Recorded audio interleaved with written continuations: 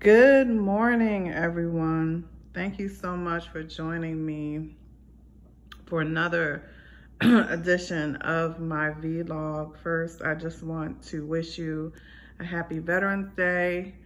Today is the day that I actually have the day off, and it's morning, so I just wished my husband a happy day and gave him a kiss.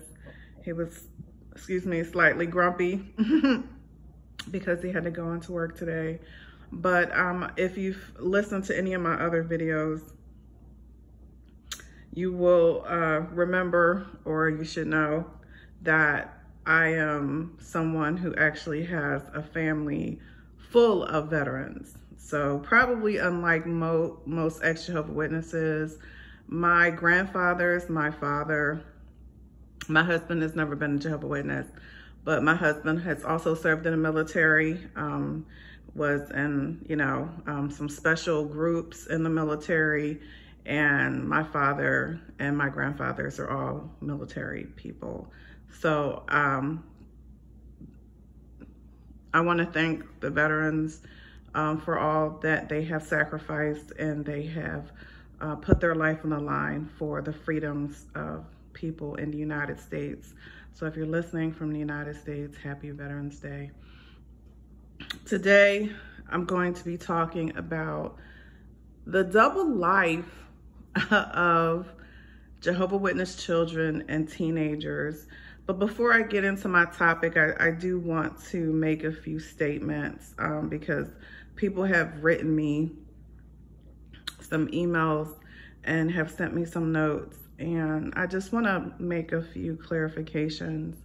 First and foremost, my videos are not like some videos that you see where people actually spend a lot of time and they put a lot of, I guess, they have enough time that they can put together, sort of an outline, and they go in and they put, add-ins, and there's times when I will do that, but most of the time I decided that my videos will be conversational.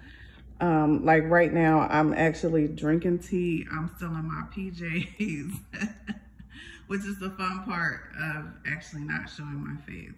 So I literally do my videos from a conversational and philosophical manner. So I sort of flow like I'm actually having a conversation with you. So it's not going to be perfect. I'm gonna, say things in a conversational manner.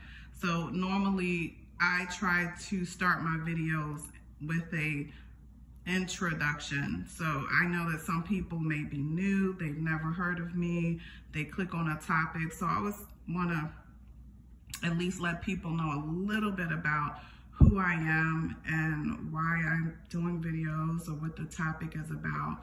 So I normally do that. I may talk about some stuff that's probably not even as Jehovah Witness at all. I do a lot of mentoring with people, and I think sometimes that comes out in my videos. I do a lot of mentoring when it comes to education. So I think because I do that, and I do a lot of speaking engagements, so because I do a lot of speaking engagements, I think it's kind of ingrained in me to qualify myself before I start speaking. And that may be where I'm from, my background, my education, anything. I just always kind of put myself in the reader's place or the listener's place. And for me, when people talk about certain subjects or they talk about certain things, and I know that they're talking about something legal or talking about, human behavior, my overall question is, how are you or where are you getting this information from? What makes you qualified to make these statements? Are you Joe Blow or Jane Blow, or are you someone who actually went to college and has some degrees or certifications behind it? So because that is kind of the way that I think, I always qualify myself. It's not a dig. I don't think because you have education or you don't, that you're better or worse or anything. I just like to qualify myself. So I just kind of wanted to get that out of the way. Sometimes people send me emails. I am so busy. There's no words that can describe how busy I am. And I'm not the best at responding back to people. It probably takes me a couple of weeks to actually get back to people because sometimes I get a lot of emails. And because I'm involved in a lot of different organizations and things outside of my very busy, work schedule, it's hard for me to always get back to people. But, sometimes I'll address it in my video. I will get back to you. I will, I appreciate everything that people send me. I appreciate all the emails of encouragement. It really means a lot to me because, like I said, when I first started doing videos, I didn't know if I would even have 5 followers because, and I had to kind of get past, I'm not doing it for the followers, but because I wasn't going to be able to commit to doing it regularly. I wasn't going to be able to commit to doing a very nice and concise video like some of the more popular videos where they can actually go into JW.org and pull out information and splice it into their videos and things like that. I just honestly don't have the time. So whenever I get time, I kind of just pull away and do a conversational, philosophical video. There have been 1 or 2 videos where I've actually done research and qualified everything I did, and I put the citations, but that's very rare. That's very rare. That's really not going to happen most of the time. So intro is probably going to be about 2 or 3 minutes because it's conversational and I'm drinking tea or I'm chilling and I'm just talking about certain subjects. And then after my little introduction, because I'm relaxing and talking, I'll get into my subject. So with that being said, let's get into it. The double life of Jehovah Witnesses, the double life of Jehovah Witness children and teenagers. So this conversation actually came up because my husband and I were talking about preachers' kids, what do they call them? The PKs. And he would talk about when he went to undergrad that the preacher kids were the ones that were cutting up. They were the worst ones. And we just started talking about, I started telling him my story of growing up as a Jehovah Witness and, just actually thinking about all of the people that I came to find out that they were actually leading double lives. So a little background on the amount of Jehovah Witness children that I knew. And for those of you that are new, I was a 3rd generation Jehovah Witness. My parents were born into it. I was born into this cult, and my grandparents were converted when they were quite young. So for me, I know people that knew my parents since they were born. So a lot of kids, a lot of teenagers throughout my life that I've known and that I've met. I've been affiliated with about 5 different congregations that I've known a lot of kids from those congregations. And the reason why is because my parents divorced when I was about 8 years old, and they shared custody. And my mom had she had full custody, but my father had visitations where I would actually see my father. My brother and I would see my father on the weekends. We actually lived with my father for 2 years when I was a teenager. So I actually went to a whole separate congregation on the weekends, and I knew the kids there. We did a lot of stuff together on the weekends. And when I lived with my father for 2 years, I also was affiliated with my grandparents' congregations. We used to visit my grandparents all the time. So I knew a lot of teenagers through those congregations. So I'm just going to throw out a rough number. All the kids that I probably knew from all those different congregations, I'm going to say about 50, maybe 50 or 60 kids that I grew up with. We used to go to a lot of things together. We used to go bowling. We used to go to the movies together. We took vacations together. We used to go to the shore together. So those are the fun things that I actually remember about being growing up as a Jehovah's Witness when I was young. Is that one of the things that I did appreciate is that my parents, you know, my mother and my father, they always tried to keep us involved in stuff. So we were always around other Jehovah's Witnesses and always around other Jehovah's Witness kids. But as I became a teenager, that's when I realized that there were a lot of the Jehovah's Witnesses that I knew that had one face when they went to the Kingdom Hall were entirely different people when they weren't at the Kingdom Hall. And I think that it's a lot of pressure. And that's kind of where I want to start from my own personal views of what it's like to grow up as a Jehovah's Witness. I never liked going out in field service. I still remember I was 15 years old. My aunt, is on my father's side, a paternal aunt. She was a regular pioneer for years. She special pioneered. I actually think right now my uncle is a circuit overseer. But when I was growing up, he was presiding overseer. She was a special pioneer. She was a pioneer. You know, when I went to that Kingdom Hall, where my grandparents were, my aunt and uncle were also a part of that Kingdom Hall. And so was my cousin. I had a female cousin, and she was the same age as me. We're actually only months apart. So I also have all my family, my cousins, and I had a lot of cousins that were around my age. So I always had people to talk to and be around.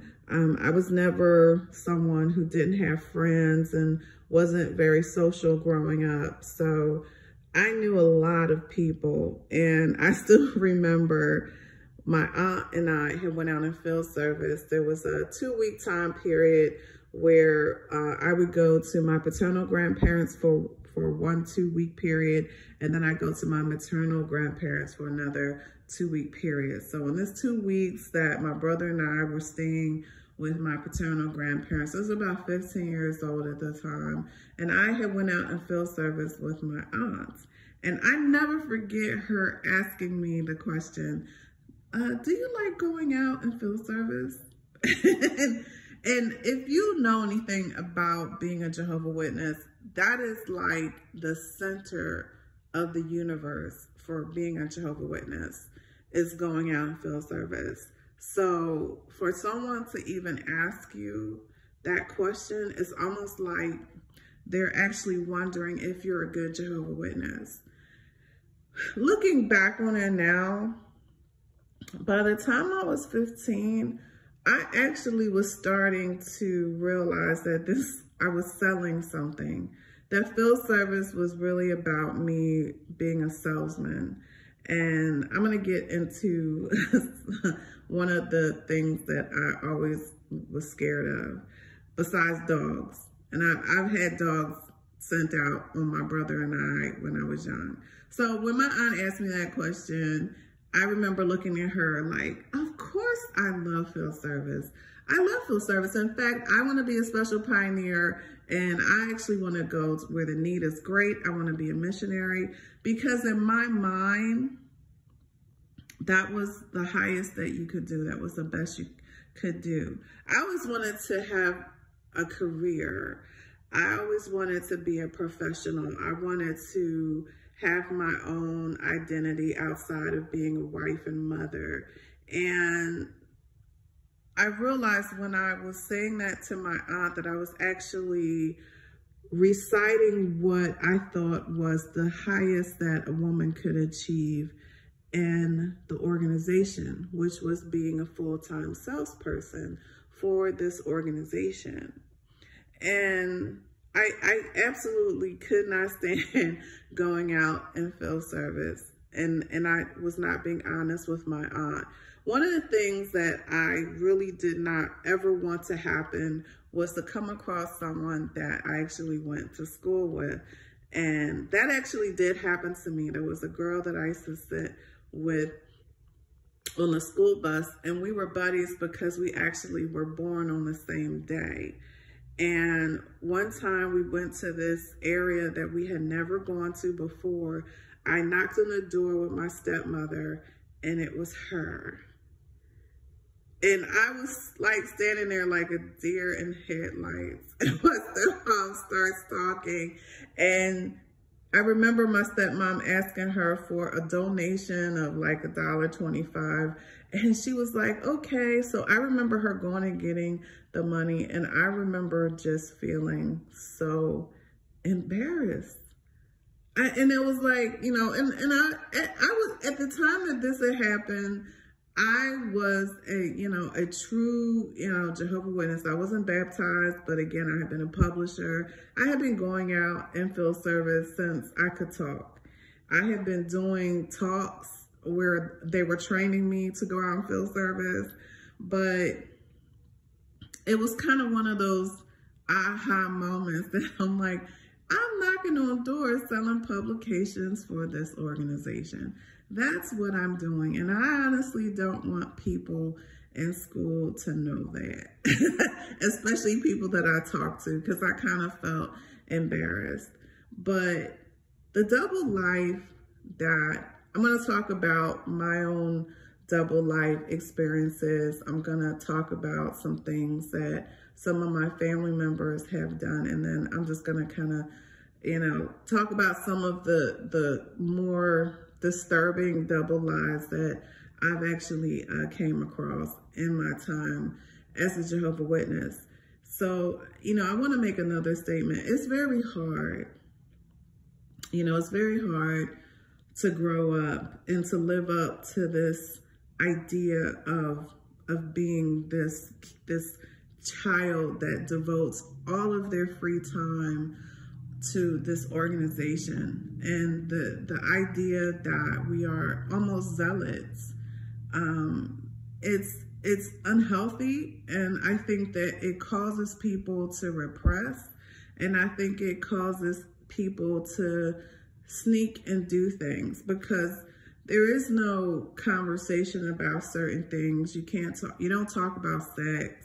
It's don't do it. You don't talk about, maybe I don't want to go out and field service all the time. Oh, you have to. So there is no conversation about, maybe I want to do gymnastics, or maybe I want to be a ballerina, or maybe I want to sing in a choir, maybe I want to play sports, or all these type of things. When I was growing up, it wasn't the case.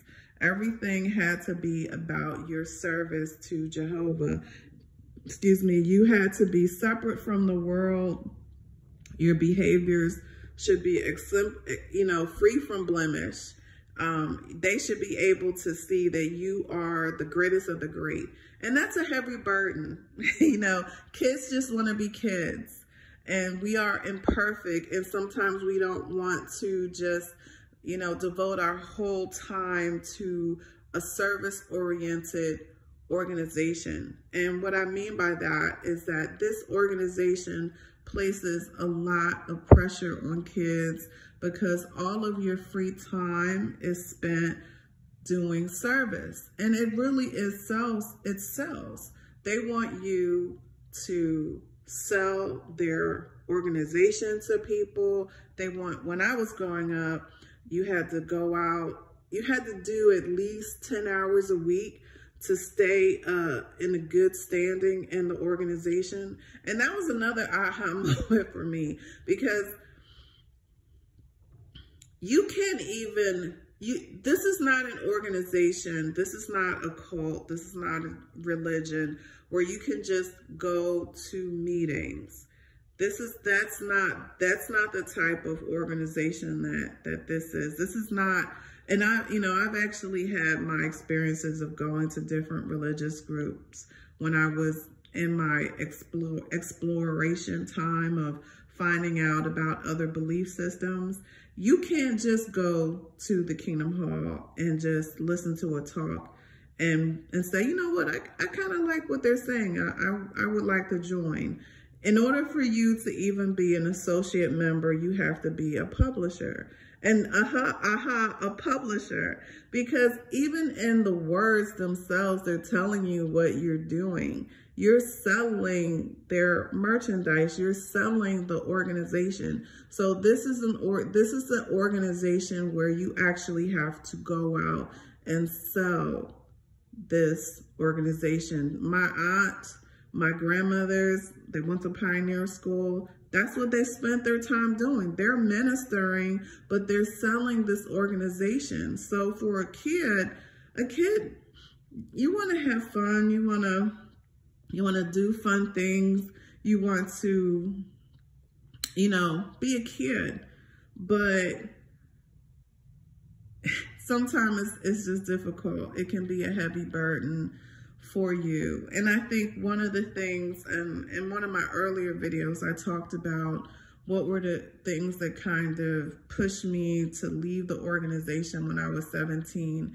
And one of the bigger issues or things that came up was I just didn't actually have a lot in common with people that were in the Kingdom Hall that were around my age. As I got older and I started developing my own interests, I was like, this is a small group of people that I really don't have a lot in common with.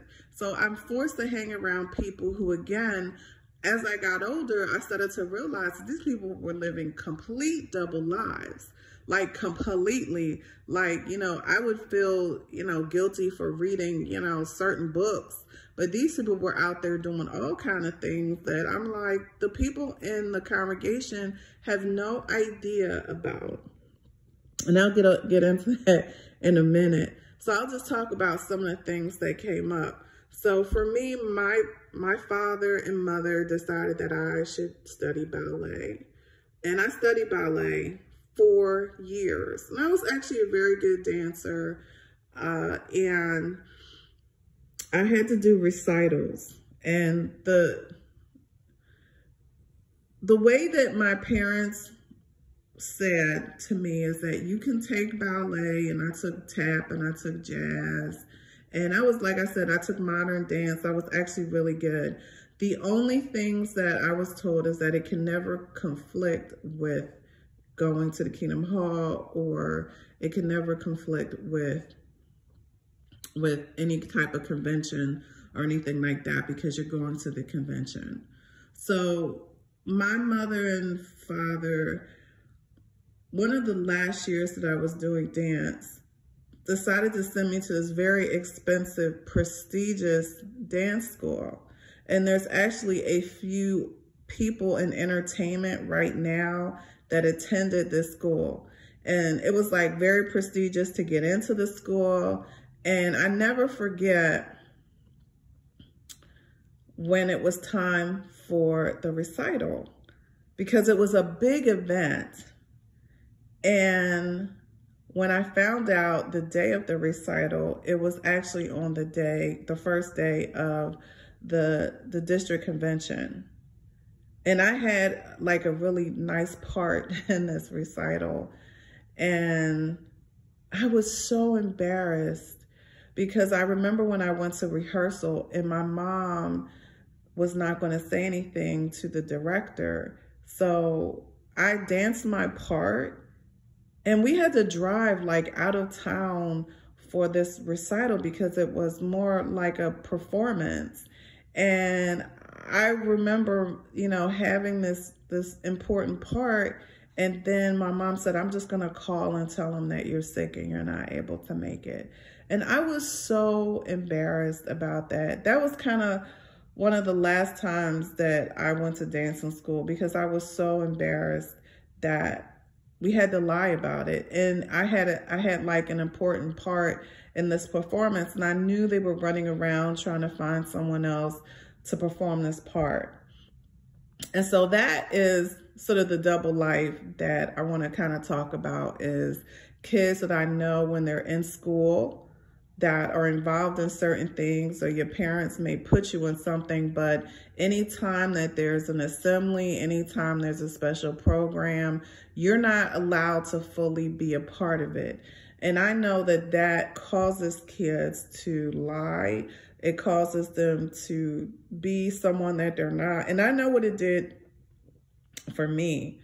Another issue that happened to me is that I actually was in the choir of a really, really big choir that I actually remember auditioning for this choir. And the funny part is, and I smile about it now, is that I actually did audition with a friend of mine. So she wanted to be a part of this choir. I just went with her. You know how kids are. So I went with her. And so the choir director looked at me and said, "You're not going to audition?" And I was like, "Oh, I was just coming with her." And she was like, "Well, let's see if you can sing." So they gave me 3 chances to sing. And actually on the 3rd chance, because basically this is just a side story, I always sang in soprano because I thought, you know, that's how you're supposed to sing. But actually I'm an alto, and I didn't know that. And I actually sing alto very well. So I actually, once I got a little bit of help, I actually was able to sing very well in alto, and I actually made the choir. So it was great because I was going to be with my friend. She was an amazing singer. So we used to go for practice, and I felt all, you know, like, I just felt nice to be able to be a part of this choir because it was pretty well known in the city that we were in, and I just felt good about it. So lo and behold, I kept it a secret because I knew that my parents would never let me be in the performance, because the performance or recital, if you will, that they were having had Christmas songs in it. And the recital was actually during a Thursday when we had the Kingdom Hall. So first of all, I was supposed to be singing Christmas songs, and I had to sing them to be in this choir. And so I used to tell lies. And I hate telling lies, but I love singing. And I love the fact that I actually was able to be a part of this choir. But I hid it from my parents.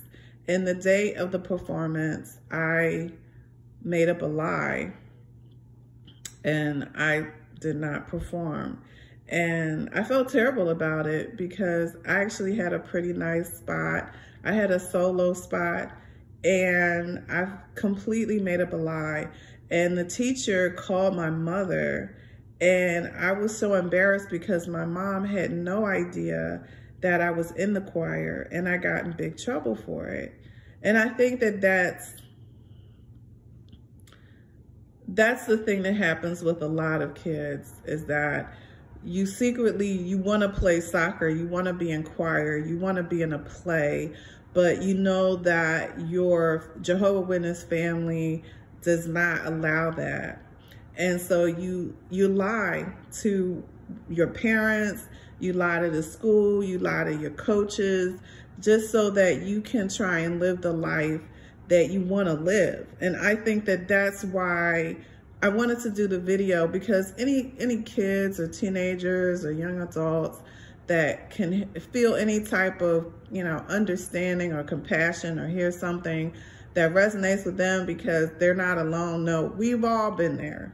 A lot of ex-Jehovah Witnesses grew up in this organization and went through some of the things that I'm telling you, if not all of them. So I'm not going to throw my cousin under the bus, but I want to tell a story about my cousin.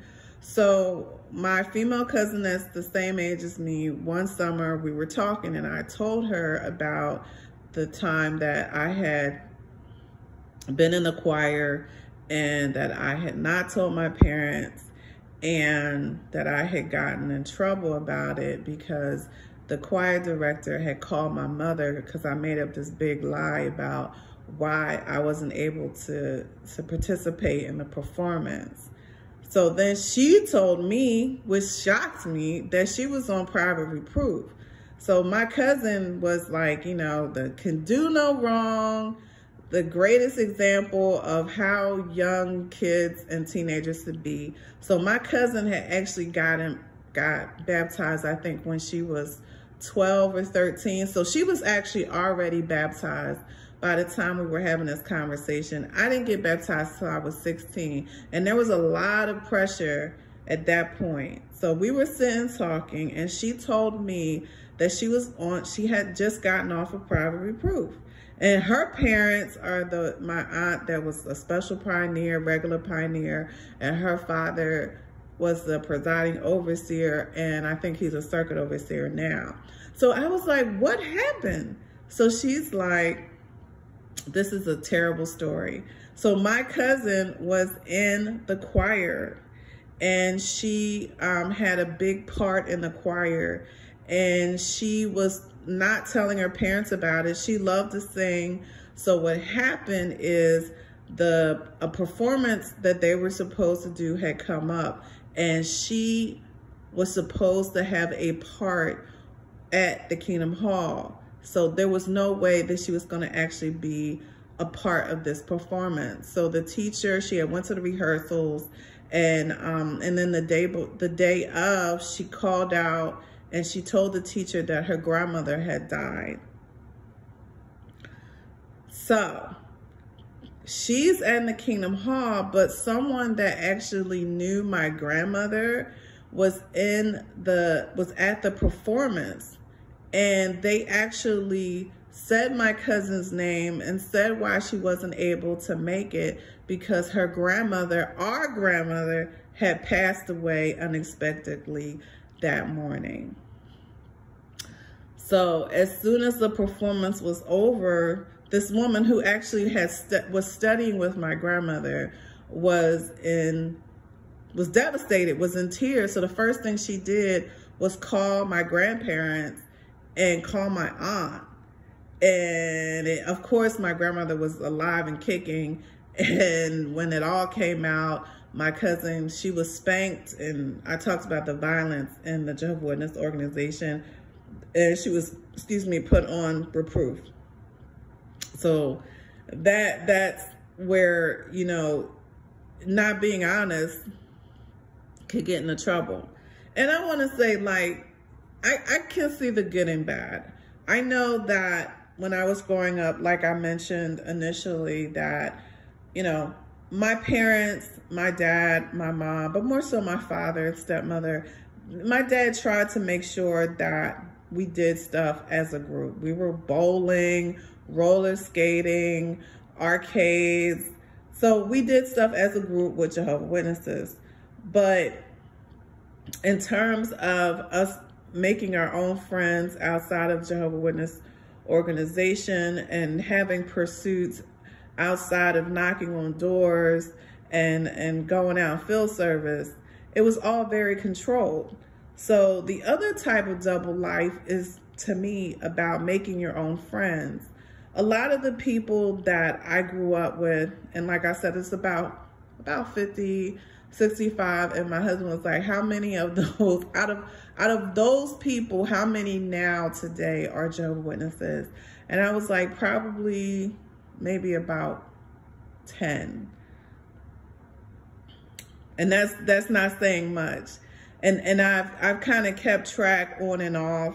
I bump into people, I get updates, sometimes unexpectedly. Some people that I grew up with, I just thought they would definitely stay Jehovah's Witnesses as adults, have reached out and surprised me. I'm like, I thought this person would carry on that tradition, because a lot of them were, you know, generational Jehovah's Witnesses, you know, Jehovah's Witness kids that grew up with, you know, elders as parents, and, you know, we're always on parts, and, you know, we're in convention parts, and, you know, part of dramas and all this stuff that, you know, you're like, this is the role model. And I think that was one of the bigger things that was surprising, is seeing all of the kids that I got to know as a teenager, because I think the teenage years is when you really start to see it. I used to see kids that were dating worldly kids. And one of my top 10 regrets of being a Jehovah's Witness, I talked about when, and one thing that I want to amend from that is that what actually happened when my brother and I snitched, and I've talked about how much I hate the snitching culture. It's the one and only time that I did it, is that my brother brought home a school newspaper, and there was a Valentine's picture on it of someone that we knew, that were a family friend, and I actually had a crush on him, so that's why I was a part of it. But my father's stepson we had shown him the newspaper article, and he was the one who told us that we had to tell the brothers. And I just didn't, I was jealous that he had a girlfriend. He was a bit older than me, but it was that, and his parents were completely surprised that their son was out there dating worldly girls, and had actually paid, because the whole Valentine's Day section of the student newspaper was where people would actually pay to put in a Valentine message for their boyfriend or girlfriend. So he, not only was he out there having a double life, he was giving he didn't care. He was just going to pay, have a Valentine's message in the student newspaper. And I thought it was kind of dumb, because there was actually quite a few Jehovah's Witness kids that were in the high school.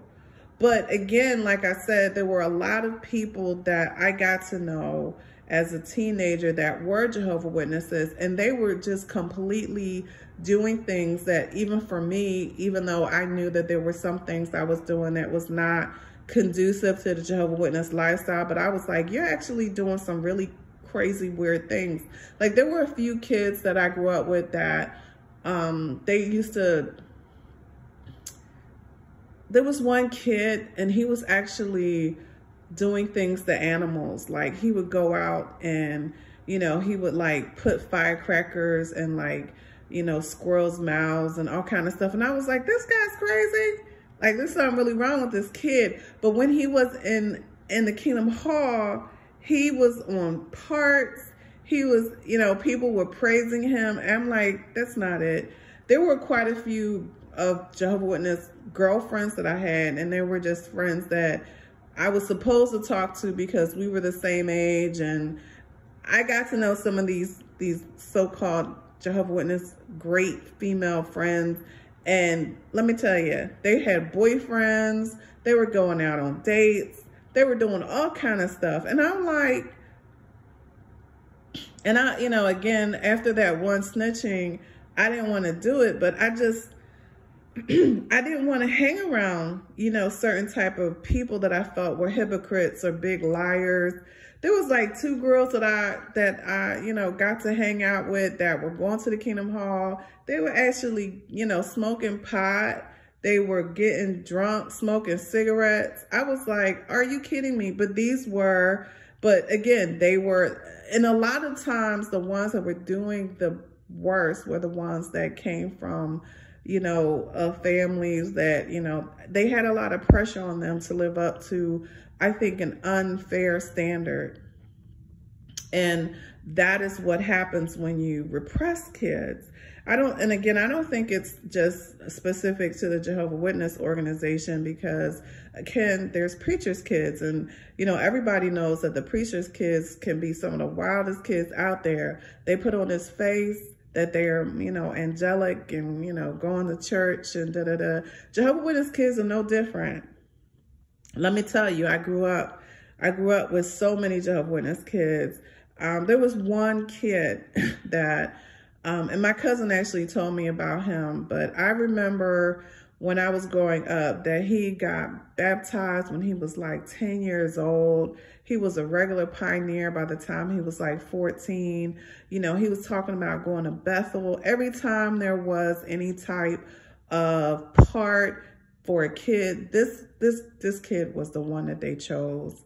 And I never forget, when I was 17 years old, I bumped into him in class. And I almost didn't recognize him. This kid was out here with a girlfriend that he had just gotten pregnant. I was like, he's like, yeah, I stopped going to the Kingdom Hall. I was like, really? I was like, I couldn't believe it. And, you know, again, I don't think it's a character attack. You know, I think what happens sometimes, the rhetoric that I hear from, you know, Jehovah Witness organization is that it's kind of like the military, only a few, which is funny because it's Veterans Day, but it's like only a few will be able to live up to the standards of being in this Kingdom Hall in a Jehovah Witness. I'm like, no one lives up to those standards. Let's talk about how many people get this fellowship and reinstated on a regular basis in the Kingdom Hall. And we don't have to talk about the 2-witness rule and all those, you know, databases of pedophilia and sexual assault that no one ever validates unless there's a second person. What that tells me is that there's a lot of things that happen on a regular basis. People sin. This is what it is. We're imperfect, but I don't think you're imperfect because you don't want to follow every single ridiculous rule that the Jehovah Witness puts on you and you rebel. And what I mean by that is I'm not sanctioning kids that were smoking pot or getting people pregnant before they married them. I'm just saying that for, you know, like, for example, my cousin, she could have just been honest and said, I'm not going to be able to go to the Kingdom Hall today because I'm in, you know, I'm in a choir. I have an important part. She didn't have to do that, you know, but she felt there is no middle ground. Everything is for an organization and nothing for yourself and your growth. And for children, that's important. You know, I think it's important to sometimes say, what if I don't want to be a Jehovah Witness? What if I don't want to go to the Kingdom Hall tonight?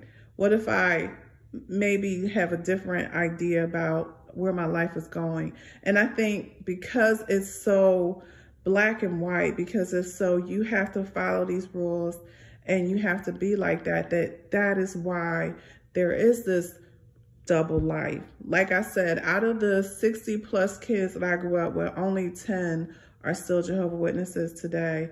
But that doesn't mean that those 10 are the only good, decent people that existed. They just decided they didn't want to be Jehovah Witness. And again, that's sort of how I want to end it. You create your own destiny and you create your own life. I'm a testament that you can go out, you can leave this organization and you can still be happy and you can still have, you know, your life on your own terms. If anyone wants to ask me what is the biggest and best thing that has happened to me since I was able to create my own life and create my own destiny on my own terms, and I would say that I'm free. That I'm free, that I actually am happy, and I feel like I can go out and I can, you know, be in a choir or not. You know, I can stay home if I want to, and then nothing bad's gonna happen to me. I can pick my own friends. I don't have to get people that just have a title, but people that I actually truly like and have something in common with, and not just have to talk to people because they're in, you know, this artificial organization. That's the best part. And that's the freeing part. So I just wanted to have a morning conversation and I hope you enjoyed it. Feel free to share your experiences of growing up as a Jehovah Witness, and we'll talk soon. This is the Oracle, over and out. Have a blessed day.